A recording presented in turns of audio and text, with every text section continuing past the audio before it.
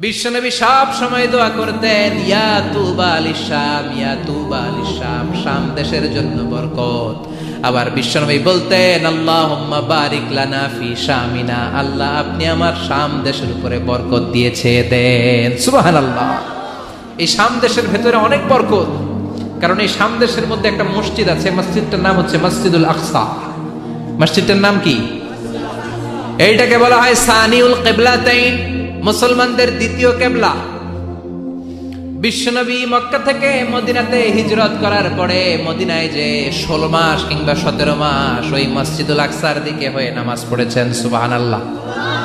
17 মাস পরে আবার মসজিদুল আকসা থেকে কাবার দিকে বিশ্বনবীর কেবলা পরিবর্তন করে দিল কে? পৃথিবীতে 3টা মসজিদ সবচাইতে সেরা, মনে রাখবেন। ইসলামিক জেনারেল নলেজ, এটা ইসলামিক সাধারণ জ্ঞান। পৃথিবীতে 3টা মসজিদ সবচাইতে সেরা। কয়টা? 1 নম্বর হচ্ছে মসজিদুল আকসা। মসজিদের নাম কি? সুবহানাল্লাযী আসরা বিআবদিহি লাইলাম মিনাল মাসজিদিল হারামি ইলাল মাসজিদিল আকসা। প্রশংসা ওই আল্লাহর, যিনি তার নবীকে, যিনি তার বান্দাকে মেরাজের রাতে মসজিদুল হারাম থেকে মসজিদুল আকসায় ভ্রমণ করিয়েছে।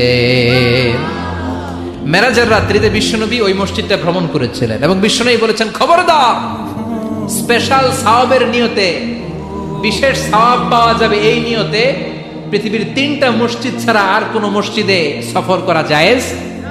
তার প্রথম হলো মসজিদুল আকসা। এই মসজিদুল আকসার ভেতরে 1 রাকাত নামাজ পড়লে 500 রাকাতের সওয়াব দেয় কে? 2 নম্বর মসজিদে নববী, বিশ্বনবীর কবর যেই মসজিদের মধ্যে রয়েছে, ওই মসজিদে 1 রাকাত নামাজ পড়লে 1000 রাকাত নামাজের সওয়াব দেয় কে? 3 নম্বর মসজিদুল হারাম, যেই মসজিদুল হারামের মাঝখানে আল্লাহর ঘর রয়েছে, ওই ঘরে 1 রাকাত নামাজ পড়লে 1 লক্ষ রাকাতের সওয়াব আমলনামায় দিবে কে? আর যদি জামাতে পড়েন আরো 27 গুণ বেশি, তার মানে 1 রাকাতে 27 লক্ষ রাকাতের সওয়াব। সুবহানাল্লাহ কইবেন না? যাইতে মনে চায় সৌদি আরব, যাইতে মনে চায় মক্কা, যেতে মনে চায় মদিনাতে। বিশ্বনবী শুয়ে আছেন সেখানে, দেখা দাও রাসূলুল্লাহ, ধন্য করো দিদারে, আমি কেঁদে কেঁদে হই গো সারা, ধন্য করো দিদারে। 2 সাথীকে পাশে নিয়ে হায় ঘুমিয়ে আছো নিঝুম নিরালায়, আমি সইতে পারি না বিরহ জ্বালা, ধন্য করো দিদারে, ডেকে লও হাবিবাল্লাহ, ধন্য করো দিদারে। পড়েন আমিন। অসাধারণ কথামালা এই গানের, কিন্তু সামান্য একটু সমস্যা আছে। বিশ্বনবীর কাছে দিদার চাওয়া যায় না, দিদার চাইতে হবে কার কাছে? দেখা দাও মাবুদ আল্লাহ, ধন্য করো দিদারে, আমি কেঁদে কেঁদে হই গো সারা, ধন্য করো দিদারে। পড়েন আমিন। এজন্য বিশ্বনবীর দিদার আল্লাহর পক্ষ থেকে অনেক বড় নিয়ামত, কিন্তু দিদার বিশ্বনবী দিতে পারে না। দিতে পারে কে? বিশ্বনবী স্বপ্ন যুগে কাকে এসে ওনার নুরানি চেহারাটা দেখাবেন, এটা বিশ্বনবীর সিদ্ধান্তে নয়, একজনের সিদ্ধান্তে। তিনি কে? এজন্য বলতে হবে, ডেকে লও মাবুদ আল্লাহ। চিল্লায় কোন ঠিক কিনা? এজন্য বিশ্বনবীর এই মসজিদে নামাজ পড়লে 1 রাকাতে 1000 রাকাতের সওয়াব, মসজিদুল আকসাতে পড়লে 1 রাকাতে 500 রাকাতের সওয়াব, আবার মসজিদুল হারামে 1 রাকাত নামাজ পড়লে 1 লক্ষ রাকাতের সওয়াব দিবে কে? তার মানে তিনের জৈতুন বলে আল্লাহ ফিলিস্তিনের কসম কেটেছেন। আর এই ফিলিস্তিনের মধ্যে মসজিদুল আকসা রয়েছে, যেটা বিশ্বনবীর মেরাজের স্টেশন। বিশ্বনবী মেরাজ করতে যে ওইখানে ব্রেক নিয়েছে, ওইখানে বিশ্বনবী ট্রানজিট নিয়েছে। ট্রানজিট চিনেন তো? আপনি সৌদিতে যদি উমরা করতে যান, সৌদি এয়ারলাইন্সে গেলে ডিরেক্ট ফ্লাইট, কিন্তু কাতার এয়ারওয়েজে গেলে, এমিরেটসে গেলে আপনাকে কাতারে ট্রানজিটে যেতে হবে, এমিরেটসে ট্রানজিটে যেতে হবে। বিশ্বনবীর মেরাজটাও হয়েছে এইভাবে, সরাসরি রব্বুল আলামিন বিশ্বনবীকে আল্লাহর আরশের টান দিয়ে একেবারে নিয়ে যায় নাই। বিশ্বনবীকে মক্কাতুল মুকাররমা থেকে প্রথমে বিশ্বনবীকে ইয়াসরিবে নেওয়া হয়েছে। বিশ্বনবী ওনার চাচাতো বোন উম্মে হানির ঘরে শোয়া ছিলেন। সাইয়েদনা জিব্রাইল ঘরের চালটা ফাঁকা করে বিশ্বনবীকে তুলে নিয়ে হাতিমে কাবার মধ্যে বসালেন। বিশ্বনবীর গলার নিচ থেকে শুরু করে নাভি পর্যন্ত এক টান দিয়ে ছিঁড়ে ফেললেন। বিশ্বনবীর কলিজাটাকে বের করলেন, জামজামের পানি দিয়ে বিশ্বনবীর কলিজাটাকে ধৌত করলেন, আবার কলিজা ঢুকিয়ে দিয়ে সেলাই করে দিলেন। বিশ্বনবীর পুরো জীবনীতে শুধুমাত্র কেবলমাত্র কয়েকজন সাহাবা বিশ্বনবীকে উদম গায়ে দেখেছে, মানে খালি গায়ে দেখেছে। যে সমস্ত সাহাবারা বিশ্বনবীকে খালি গায়ে দেখার সুযোগ পেয়েছে, তারা বলেছে আমরা বিশ্বনবীর গলা থেকে নাভি পর্যন্ত এই জায়গায় সেলাইয়ের দাগ দেখতে পেয়েছি। সাইয়েদনা জিব্রাইল গলা থেকে নাভি পর্যন্ত কেটে কলবটা বের করে জামজামের পানি দিয়ে ধুয়ে আবার সেট করে দিলেন, এরপর সেলাই করে দিলেন। এটাকে বলে শাক্কে সাদার, সিনা চাক। কি বলে?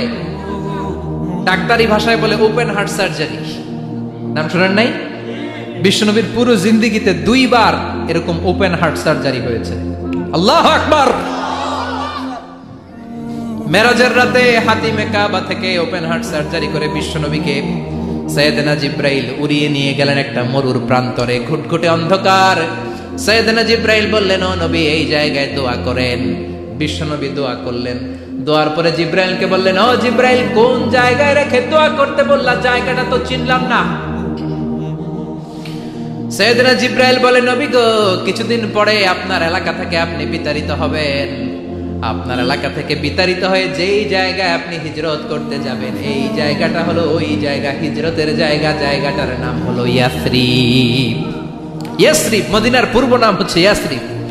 আবার সেখান থেকে বিশ্বনবীকে তুলে এক পাহাড়ের উপরে নেওয়া হলো। এগুলো মেরাজের রাতের ঘটনা। ওই পাহাড়ে নামিয়ে বলা হলো, ও নবী আপনি দোয়া করেন। তার মানে প্রথম স্টেশন মদিনা ইয়াসরিবে, দ্বিতীয় স্টেশন পাহাড়ের উপরে। ব্রেক নিচ্ছেন, ব্রেক নিয়ে নিয়ে বড় জার্নির জন্য বিশ্বনবীকে তৈরি করছে কে? কারণ একটু পরে এমন জোরে টান দিবে 7 আকাশ ভেদ করে আল্লাহর আরশে চলে যেতে হবে। চিল্লা এখন ঠিক কিনা? পাহাড়ের উপরে নামিয়ে বললেন, ও নবী দোয়া করেন। বিশ্বনবী পাহাড়ের উপরে দোয়া করলেন। এবার বললেন, ও জিব্রাইল আইয়ু জাবালিন হাদা, অন্ধকার, ঘুটঘুটে অন্ধকার, কিছু দেখি না, এটা আবার কোন পাহাড়? সাইয়েদনা জিব্রাইল বললেন, ও নবী এই পাহাড়টা হলো জাবালু মুসা, আপনার ভাই মুসার পাহাড়। এটা হলো তুর পাহাড়। তুর পাহাড়ের চূড়ায় এসেছেন। সেখান থেকে আরেক ব্রেক দিয়ে বিশ্বনবীকে মসজিদুল আকসাতে নেওয়া হয়েছে। যে মসজিদুল আকসা ফিলিস্তিনের ভূখণ্ডে অবস্থিত, যে মসজিদে 1 রাকাত সালাত আদায় করলে 500 রাকাতের সওয়াব আমলনামায় ঢুকিয়ে দিবে কে? আবার এই ফিলিস্তিন বিলাদুস শাম, এই শাম দেশ যেন তেন জায়গা নয়। 2টা বর্ণনায় পাওয়া যায় কিয়ামতের ময়দানটা হবে আরাফাতের ময়দানে। আবার আরেকটা বর্ণনায় পাওয়া যায় কিয়ামতের ময়দানটা হবে সিরিয়া, ফিলিস্তিন, এই শামের ভূখণ্ডের ময়দানে। পড়েন সুবহানাল্লাহ। সাইয়েদনা ঈসা আলাইহিস সালাম দাজ্জালকে হত্যা করার জন্য বাংলাদেশে নামবে না। দাজ্জালকে হত্যা করার জন্য সৌদি আরবেও নামবে না, মিশরেও নামবে না, ইরাকেও নামবে না, লেবাননেও নামবে না, আলজেরিয়াতেও নামবে না, তিউনিসিয়াতেও নামবে না, মরক্কোতেও নামবে না। সাইয়েদনা ঈসা আলাইহিস সালাম দাজ্জালকে হত্যা করার জন্য ফিলিস্তিনের দামেস্কের জামে মসজিদের সবচেয়ে বড় মিনারার পাশে 2 জন ফেরেশতার পাখার উপরে ভর করে জমিনে নেমে আসবেন। এই জায়গাটা অনেক গুরুত্বপূর্ণ জায়গা। আল্লাহ বলেছেন, বারাকনা হাওলা, এই পুরো এলাকাটাকে আমি বরকত দিয়ে ছেয়ে দিয়েছি। পড়েন আল্লাহু আকবার। আবার এই জায়গায় বিশাল একটা যুদ্ধ হবে। ফিলিস্তিনের একটা শহর আছে আল গৌতা। এই গৌতা শহরে মুসলমানদের কেন্দ্রবিন্দু হবে। কিয়ামতের আগ দিয়ে যা যা ঘটবে সব এই ফিলিস্তিনে ঘটবে। এই জন্য তিন আর জাইতুনের কসম কাটার মধ্য দিয়ে ফিলিস্তিনের কসম কেটেছে কে? এই ফিলিস্তিনের বাইতুল লাহাম, যেটাকে বলে বেথেলহাম, এই বেথেলহাম সিটিতে ঈসা আলাইহিস সালামের জন্ম। সুবহানাল্লাহ পড়েন, মনে থাকবে কোন শহরে? বেথেলহাম। বেথেলহাম শহরে ঈসা আলাইহিস সালামের জন্ম। তার মানে আল্লাহ ঈসা নবীর জন্মস্থানের কসম কাটলেন। এরপরে আল্লাহ বললেন ওয়াতুরে সিনিন, তুর পাহাড়ের কসম, সিনাই পর্বতের কসম। তুর পাহাড় হলো মিশরে, মিশর হলো মুসা আলাইহিস সালামের জন্মস্থান। আর ওয়াহাদাল বালাদিল আমিন, এই নিরাপদ শহরের কসম, মানে মক্কাতুল মুকাররমার কসম। মক্কা মুকাররমা কার জন্মস্থান? জোরে বলেন, আরো জোরে বলেন। বিশ্বনবীর জন্মস্থান। তিনজন বড় বড় পয়গাম্বর যেই তিন দেশে এসেছে, আল্লাহ তিনটা দেশের কসম কাটলেন।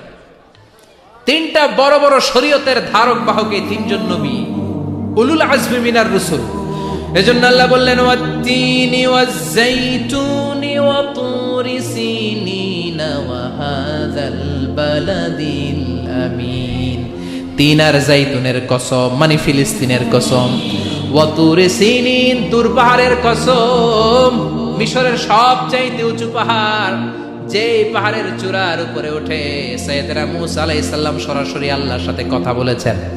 ওয়া কাল্লামাল্লাহু মূসা তাকলিমা, সরাসরি, without any media, without any via, সাইয়েদনা মূসা আলাইহিস সালাম আল্লাহর সাথে কথা বলতেন। পৃথিবীতে চারটা আসমানি কিতাব সবচাইতে সেরা। এক হচ্ছে তাওরাত, দ্বিতীয়ত জাবুর, তৃতীয়ত ইনজিল, চতুর্থত কোরআন। তাওরাত আল্লাহ নাজিল করেছেন সাইয়েদনা মূসা আলাইহিস সালামের উপর, জাবুর নাজিল করেছেন দাউদ আলাইহিস সালামের উপর, ইনজিল নাজিল করেছেন ঈসা আলাইহিস সালামের উপর, আর বিশ্বনবীর উপর নাজিল করেছেন কোরআন। ঠিক কিনা? এই তাওরাতকে রব্বুল আলামিন স্বয়ং নিজ হাতে লিখে কাঠের ফলকের মধ্যে, তক্তার মধ্যে লিখে সাইয়েদনা মূসা আলাইহিস সালামকে দিয়েছেন। সুবহানাল্লাহ। এটাকে আরবিতে বলে আলওয়াহ। লাউহের প্লুরাল হচ্ছে আলওয়াহ। কাঠের তক্তার মধ্যে আল্লাহ নিজে তাওরাত লিখেছেন। কিসের মধ্যে লিখছেন? কথা বলেন, শুনতেছেন? মনোযোগ আছে? কাঠের তক্তার মধ্যে তাওরাত লিখলেন। লিখে মূসা আলাইহিস সালামকে বললেন, মূসা, ফিহি বুরহান, ফিহি হুদা, ফিহি হিদায়া। এই হচ্ছে তাওরাত কিতাব, আমি নিজ হাতে লিখে দিয়েছি। এর মধ্যে হেদায়েত আছে, এর মধ্যে বরকত আছে, এর মধ্যে বুরহান আছে, দলিল আছে। যাও, এই কাঠের তক্তার মধ্যে লেখা তাওরাত কিতাবকে নিয়ে যাও, বনি ইসরাইলের কাছে এই তাওরাত কিতাবের দাওয়াত দাও। সাইয়েদনা মূসা আলাইহিস সালাম ছিলেন অনেক শক্তিশালী নবী। উনি ভাবলেন অল্প কয়েকটা তক্তা, কাউকে ডাকার দরকার নাই, আমার ভাই হারুন রে লাগবে না, আমি যথেষ্ট। আমার ভাই হারুন রে কষ্ট করে পাহাড়ের উপরে টেনে আনার দরকার নাই, 3-4টা তক্তা আমি নিজেই নিতে পারবো। নিজেই নিতে পারবো মনে করে সাইয়েদনা মূসা আলাইহিস সালাম আল্লাহর লেখা তক্তার উপরে যে তাওরাতের ফলক, এই ফলক ধরে টান দিয়েছে উঠানোর জন্য। আল্লাহ যেহেতু কিতাব দিয়েছে নিয়ে যায়। কিন্তু কি আজীব তামাশা, তক্তা ধরে কাঁধে তুলবে তো দূরের কথা, নাড়াতেই পারে না। সুবহানাল্লাহ, আসতে বলেন। নাড়াতেই পারে না। ওনার এত শক্তি, উনি এক থাপ্পড় মেরে ফেরাউনের বাবুর্চিকে ওই জায়গার মধ্যে দুনিয়া থেকে বিদায় করেছিলেন। এক ধাক্কা মারলে 10 জন 10 হাত দূরে যেয়ে পড়তো। উনি রেগে গেলে ওনার মাথার চুলগুলো টুপি আর পাগড়ি ভেদ করে উপরের দিকে এরকম খাড়া হয়ে দাঁড়িয়ে যেত। স্বয়ং মালাকুল মাউতকে থাপ্পড় মেরে চোখ কানা করে দিয়েছিলেন। এর কারণ মালাকুল মাউত মানুষের সূরাতে আসছিল আর অনুমতি নেয় নাই। ঘরের মধ্যে ঢোকার আগে অনুমতির দরকার আছে না নাই? কি সুন্দর ইসলাম! হোয়াট এ প্রাইভেসি ইন ইসলাম! কত সুন্দর প্রাইভেসি ইসলাম আমাদেরকে শিখিয়েছে। আপনি ঘরে ঢুকবেন, অনুমতি নিয়ে ঢুকবেন। কার কথা? এক সাহাবী বললেন, নবী, আমার ঘরে 2 ঘর। কয়টা? 2টা মাত্র রুম। এক রুমে থাকি আমি, আর এক রুমে থাকে আমার আম্মা জান। যেই আম্মা জানের বুকের দুধ খেয়ে আমি 10 মাস পেটের ভেতরে ছিলাম, 2 বছর বুকের দুধ খেয়ে বড় হলাম। আমার আম্মা জান থাকে এক রুমে, আমি থাকি আর এক রুমে। ও নবী, আমার মায়ের রুমে ঢোকার আগেও কি অনুমতি নেওয়া লাগবে নাকি? বিশ্বনবী বললেন, ও সাহাবা, আতুহিব্বু আন তারাহা উরিয়ানা, do you like to see your mother naked? তুমি কি তোমার মাকে নেকেড দেখতে চাও? তুমি কি তোমার মাকে উলঙ্গ দেখতে চাও? সাহাবী বললেন কাল্লা, কখনোই না। বিশ্বনবী বললেন ইদান তাস্তাদিন, তোমার মাকে যদি উলঙ্গ দেখতে না চাও তাহলে অবশ্যই অবশ্যই অবশ্যই তোমার মায়ের ঘরে ঢোকার আগে অনুমতি নিয়ে ঢুকবা। সুবহানাল্লাহ। মায়ের ঘরে ঢোকার আগে অনুমতি নিতে হবে। তাহলে ভাইয়ের ঘরে, বোনের ঘরে, ভাবির ঘরে হ্যাঁ ঢুকাই যাবে না। ভাবির ঘরে ঢোকা যাবে? কারো ঘরে ঢোকার আগে অনুমতি নিতে হবে। এটাকে বলে প্রাইভেসি। ইসলামী প্রাইভেসিকে গুরুত্ব দেয়। কারণ আপনি হয়তো এমন একটা সময় চলে যাবেন ঘরের ভেতরে আপনার আম্মা ওই সময় হয়তো হালকা পোশাক পরে, সিম্পল কোনো কাপড় পরে শুয়ে আছে, ঠিক কিনা? ওই পোশাকে সে আপনার সামনে আসতে চায় না। আপনি যখন নক করবেন, আপনি যখন সালাম দিবেন, পারমিশন চাইবেন, সে হয়তো ওনাকে ঢেকে চাদর পরে সুন্দর করে জামাটা পরে তারপরে আপনার সামনে আসবে। চিল্লায় বলেন ঠিক কিনা? এজন্য অনুমতি নিয়ে ঢুকা ফরজ। কারো ঘরে যখন যাবেন আগে সালাম দিবেন, 3 বার সালাম দিবেন। 3 বার সালাম দেওয়ার পরে যদি উত্তর না পাওয়া যায় চলে যাবেন। কার কথা মানতে রাজি আছেন তো? এগুলো মানি না, এই জন্যই ঘরে অশান্তি, ফ্যামিলিতে অশান্তি, চোখের হেফাজত নাই, নজরের হেফাজত নাই। এই নজরের লাগাম যদি টেনে ধরতে পারেন, ফ্যামিলির 50% সমস্যা এমনিই চলে যাবে। চিল্লা এখন ঠিক কিনা? সাইয়েদনা মুসা আলাইহিস সালামের কাছে মালাকুল মাউত, মৃত্যুর ফেরেশতা, মানুষের সূরাতে এসেছিল, অনুমতি নেয় নাই, হুট করে ঘরে ঢুকছে। ঢুইকা কয় আনা মালাকুল মাউত, আমি মৃত্যুর ফেরেশতা, জিইতু আন আকবাদা রূহাক, আপনার রূহ কবজ করতে আসছি। মুসা আলাইহিস সালাম দেখতেছে একজন সলিমুদ্দি। মুসা নবী দেখে কি, আর সলিমুদ্দি কয় কি, আমি মালাকুল মাউত। ভেজাল আছে না নাই? সাইয়েদনা মুসা আলাইহিস সালাম দেখে দিব্যি সাধারণ মানুষ, আর সে বলে আমি তোমার রূহ কবজ করতে এসেছি। মুসা আলাইহিস সালাম রেগে গেলেন। অনেক মেজাজওয়ালা নবী ছিলেন। রাগের চোটে এক থাপ্পড় দিলেন। থাপ্পড় খেয়ে মালাকুল মাউতের এক চোখ নাই। বুখারীর বর্ণনা, ফাসাক্কাহু ফাফাকু আইনা, থাপ্পড় মারলেন, চোখ শেষ। মালাকুল মাউত বাঁচার জন্য দিলেন দৌড়। এক দৌড়ে আল্লাহর আদেশে আল্লাহর আরশে চলে গেলেন। যে বলে মাবুদ এমন নবীর কাছে পাঠিয়েছেন, আরসালতানি ইলা আবদিন লা ইউরিদুল মাউত, এমন বান্দার কাছে পাঠিয়েছে ওই বান্দা মরতে চায় না, খালি মারতে চায়। কি করতে চায়? মরতে চায় না, মারতে চায়। দেখেন কি করছে আল্লাহ। বললেন ও মালাকুল মাউত, ভুল করছো, সালাম দাও নাই, অনুমতি নাও নাই, মানুষের সূরাতে গেছো, আর নবীও সাধারণ নবী না, মেজাজওয়ালা নবী, ঠিক কিনা? চিন্তা করে লাভ নাই, আমি কথা বলবো। সাইয়েদনা মুসাকে আল্লাহ ডেকে বললেন ও মুসা, তুমি নাকি মরতে চাও না, খালি মারতে চাও। সাইয়েদনা মুসা বলেন না মাবুদ, আমি তো চিনি নাই, এটা যে মালাকুল মাউত আমি তো চিনি নাই, চিনলে তো তার গায়ে আমি হাত তোলার সাহস করতাম না। আল্লাহ বললেন ও মুসা যাও, দাইয়াদাকা আলা মাতনি সাউর, ওই যে একটা গাভী দেখা যায়, ষাঁড় দেখা যায়, ওই গরুর পিঠের উপরে তোমার ডান হাতটা রেখে দাও। সাইয়েদনা মুসা আলাইহিস সালাম গরুর পিঠের উপরে ডান হাত রাখলেন। আল্লাহ বললেন মুসা, তোমার ডান হাতের নিচে গরুর যতগুলো পশম, প্রত্যেকটা পশমের বিনিময়ে তোমার 1 বছর করে হায়াত আমি বাড়িয়ে দিলাম। মরতে যখন চাও না, মারতে যখন চাও, আরো কয়েক বছর মারো, হায়াত আমি বাড়িয়ে দিলাম।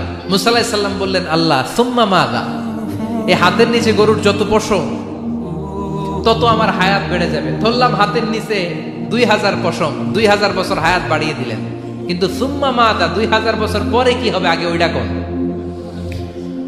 ওই ঝামেলাটা ভাঙের আগে। আল্লাহ বললেন মুসা সুম্মাল মাউত, তারপরে তো তোমাকে মরতেই হবে, এই পৃথিবীতে আসলেই মরতে হয়। কুল্লু নাফসিন যায়িকাতুল মাউত, এই পৃথিবীতে যারা একবার আসবে তাদেরকেই মরতে হবে, ঠিক কি না? সাইয়েদনা মুসা আলাইহিস সালাম বললেন ফাল আনা, তাহলে আর দেরির দরকার নাই, এখনই আমাকে নিতে বলেন। সুবহানাল্লাহ। মালাকুল মাউত এসে মুসা আলাইহিস সালামের রূহ কবজ করে ফেললেন। এই মুসা আলাইহিস সালামের সাথে সরাসরি আল্লাহর কথা হতো এই তুর পাহাড়ের উপর, আর এই তুর পাহাড়ের নামে কসম কেটেছে কে? ওয়া তুরি সিনিন। আল্লাহ বললেন 3 আর জাইতুনের কসম, মানে ফিলিস্তিনের কসম। ওয়া তুরি সিনিন, তুর পাহাড়ের কসম, যেই তুর পাহাড়ের উপরে আমি তাওরাত কিতাব নাজিল করেছি। তাওরাত কিতাবটাকে কাঠের ফলকের মধ্যে লিখে বললেন মুসা নিয়ে যাও। মুসা আলাইহিস সালাম নিতে পারে না। মনে আছে? মনে আছে আপনাদের না ভুলে গেছেন? মুসা আলাইহিস সালাম ধরলেন, নাড়াতে পারে না। আর কাঁধে তুলবে তো দূরের কথা, নাড়াতেই তো পারে না। এত শক্তিশালী নবী। তাওরাতের যে আলওয়াহুত তাওরাত, তাওরাতের ফলক, এই বাণীগুলো নিয়ে বাণীবাহকের কাজ করবে, বার্তাবাহকের কাজ করবে, বনী ইসরায়েলের কাছে এই পয়গাম পৌঁছে দিবে, কিন্তু তুলতেই তো পারে না। আল্লাহর ডেকে বলে, আল্লাহ পারি না। আল্লাহ বললেন ট্রাই করো, ট্রাই এগেইন, আবার চেষ্টা করো, দেখো না পারো কিনা। হাউইল সাইয়েদনা মুসা আলাইহিস সালাম ভাবলেন এই দিক দিয়ে পারি না, ওই দিক দিয়ে তুললে মনে হয় পারো। এবার তক্তার ওই পাশ দিয়ে নাড়াচাড়া শুরু করছে, ওই দিক দিয়েও পারে না। এবার ভাবলেন এক কাজ করি, মাঝখান দিয়ে দেখি নাড়াতে পারি কিনা। সাইয়েদনা মুসা আলাইহিস সালাম কাঠের তক্তাগুলোর মাঝখান দিয়ে ধরলেন, টান দিলেন, কিন্তু তক্তা নড়ে, নাড়ানোই যায় না। কাঁধে তুলবে তো দূরের কথা। সাইয়েদনা মুসা আলাইহিস সালাম অপরাধ হয়ে আল্লাহর ডেকে বললেন, ও মাবুদ পারি না। আল্লাহ আসলে চাচ্ছে মুসা যেন বলে পারি না। মুসা পারে না এটা শুনতে আল্লাহর বড় মনে চায়। সুবহানাল্লাহ কইবেন না? কারণ সব জায়গায় উনি পারে আর মারে। আজকে সাইয়েদনা মুসা আলাইহিস সালামের কণ্ঠে আল্লাহ শুনতে চায়, আল্লাহ আমি অপারগ, আমি পারি না। সাইয়েদনা মুসা আলাইহিস সালাম বলে, আল্লাহ সাইয়েদনা জিব্রাইলকে যদি বলেন আমারে যদি একটু সাহায্য করে, আমার কাঁধে তুলে দিলে আমি নিয়ে বাড়িতে যাব। সাইয়েদনা জিব্রাইলকে একটু বলেন। আল্লাহ বললেন, যাও জিব্রাইল, হেল্প আউট মুসা, মুসা আলাইহিস সালামকে সাহায্য করো। এবার সাইয়েদনা মুসা আলাইহিস সালাম ধরলেন এই দিকে, সাইয়েদনা জিব্রাইল ধরলেন এই দিকে। দুইজন মিলে তাওরাত লেখা কাঠের তক্তাগুলো উঠাতে চাইলেন, কিন্তু কি আজীব তামাশা, সাইয়েদনা জিব্রাইলও পারে না। সাইয়েদনা মুসা আলাইহিস সালাম বললেন, ও ভাই জিব্রাইল, চলো জায়গা চেঞ্জ করি, তুমি এদিক দিয়ে ধরো, আমি ওই দিকে ধরি, আবার জোরসে টান মারো। দেশগামে কয় না জোরসে টান, এইও সিস্টেমে দুইজন মিলে টানে, কিন্তু নাড়াতেই পারে না। আগে তো হাতে নিবে, তারপরে কাঁধে তুলবে, দুইজনেও পারে না। গায়ে যত জোর আছে সাইয়েদনা মুসা আলাইহিস সালাম জোরসে টান দিলেন, যত জোর, সব জোরকে একসাথে করে তিনি টান দিয়েছেন। টানের চোটে দেহের প্রতিটা লোমকূপ থেকে ঘাম বেরোতে শুরু করেছে। টানের চোটে রক টান খেয়ে যাচ্ছে, কোমরের রক ছিঁড়ে যাওয়ার অবস্থা, কিন্তু কাঠের ফলকগুলো নাড়ানো যায়। সাইয়েদনা মুসা আলাইহিস সালাম বললেন, আল্লাহ জিব্রাইলও পারে না। জিব্রাইলের সাথে হাজার হাজার সহকারী ফেরেশতা, তাদেরকে একটু বলেন হেল্প করার জন্য। সুবহানাল্লাহ পড়েন। হাজার হাজার ফেরেশতা তুর পাহাড়ের উপর সবাই মিলে জোরে জোরে টান দেয়, জোরে জোরে টান দেয়। সবাই মিলে চেষ্টা করে তাওরাত লেখা ফলক এক প্রান্ত থেকে আরেক প্রান্ত কোনো জায়গা দিয়ে ধরে 1 ইঞ্চি নাড়াতে পারে না। এই অবস্থা দেখে আল্লাহ বললেন, ঘটনা কি? আল্লাহ পারি না। সাইয়েদনা মুসা আলাইহিস সালাম কি বলে? আল্লাহ পারি না। আল্লাহ বললেন, মুসা, এই ফলকগুলোর এত ওজন নয়, কাঠের এই তক্তাগুলোর এত ওজন নয়, কিন্তু এই কাঠের তক্তার মধ্যে যে বাণীগুলো লেখা হয়েছে, বাণীগুলো কার? এটা আমার বাণী, আমার কথা। এই জিনিসটা বোঝানোর জন্য আমি এটার ওজনকে ভারী করে দিয়েছি। এবার জিব্রাইলের সহকারী ফেরেশতা লাগবে না, জিব্রাইলের সহযোগিতা লাগবে না। তোমার গায়ে আমি যেই জোর দিয়েছি, টান দিয়ে দেখো সবগুলারে কাঁধে তুলে নিতে পারবা। সাইয়েদনা মুসা আলাইহিস সালাম এবার বিসমিল্লাহ বলে সবগুলো তাওরাত লেখা কাঠের তক্তাগুলো কাঁধে নিয়ে এক দৌড়ে বাড়িতে। আল্লাহু আকবার। যেই পাহাড়ের উপর এই তক্তা টানাটানির ঘটনা ঘটেছে, পাহাড়টার নাম, এজন্য আল্লাহ বললেন, ওয়াত-তিনি ওয়াজ-যাইতুনি ওয়া তুরি সিনিন ওয়া হাদাল বালাদিল আমিন। তিন আর যাইতুনের কসম, তুর পাহাড়ের কসম। আবার তুর পাহাড়ের মধ্যে নূরের তাজাল্লি দিয়েছে কে? ফালাম্মা তাজাল্লা রাব্বুহু জাআলাহু দাক্কান ওয়া খাররা মূসা সাইকা। সাইয়েদনা মুসা আলাইহিস সালাম বললেন, আল্লাহ তোমাকে দেখতে চাই। আল্লাহ বললেন, দেখতে পারবে না, পাহাড়ের দিকে তাকাও, পাহাড়ের মধ্যে নূরের তাজাল্লি দেব, যদি পাহাড় টিকে যায় তাহলে দেখতে পাবা। আল্লাহ যখন তুর পাহাড়ের উপর তাজাল্লি মেরেছেন, পাহাড় ভেঙে খান খান হয়ে যায়। সাইয়েদনা মুসা আলাইহিস সালাম বেহুশ হয়ে যায়। এই বেহুশ হওয়ার ঘটনা আর পাহাড় জ্বলে ছাই হওয়ার ঘটনা যেখানে ঘটেছে, ওই পাহাড়টার নাম জোরে বলেন।